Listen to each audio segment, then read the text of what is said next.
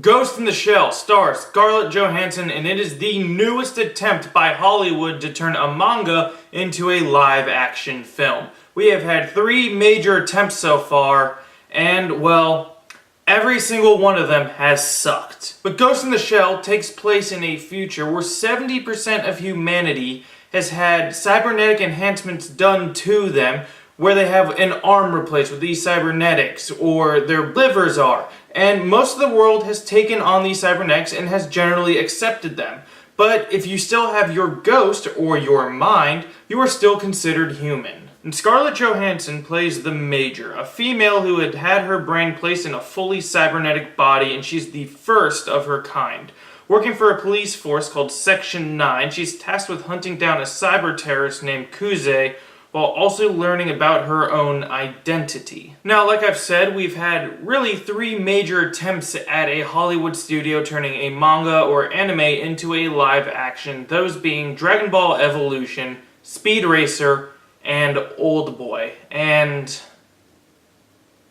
wow, they're all works of art. So I was very trepidatious about going into Ghost in the Shell, and I haven't seen Ghost in the Shell in years, but I absolutely love that film. It is such a dark, complex film, and it is absolutely fantastic. So I was hoping they'd be able to capture that world in this film. And for the most part, visually, they did.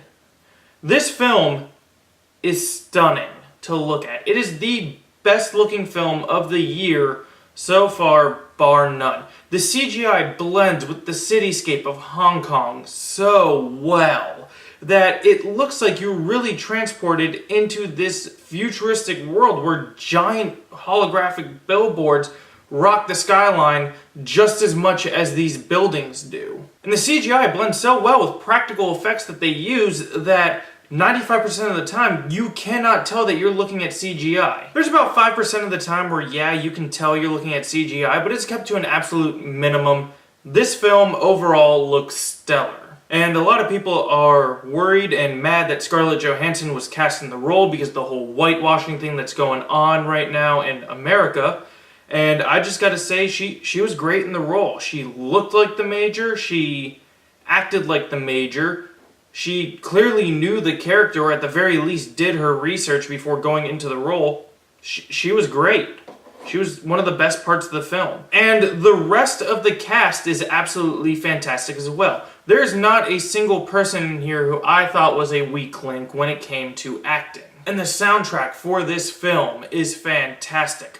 I don't remember much about the soundtrack for Ghost in the Shell, to be 100% honest, but a lot of other people are saying that it's on par or maybe even better than the original Ghost in the Shell soundtrack.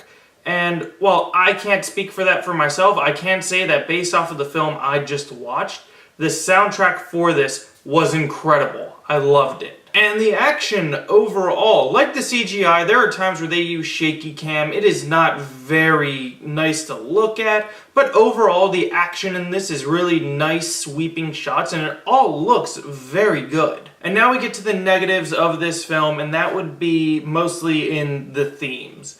You can tell that Paramount and DreamWorks had tried with this film. They did try to bring us a Ghost in the Shell that America would highly enjoy. But in doing so, they lost some of the themes, in my opinion. Ghost in the Shell has always been about AI, humanity. Where's the line drawn? Where is that line blurred?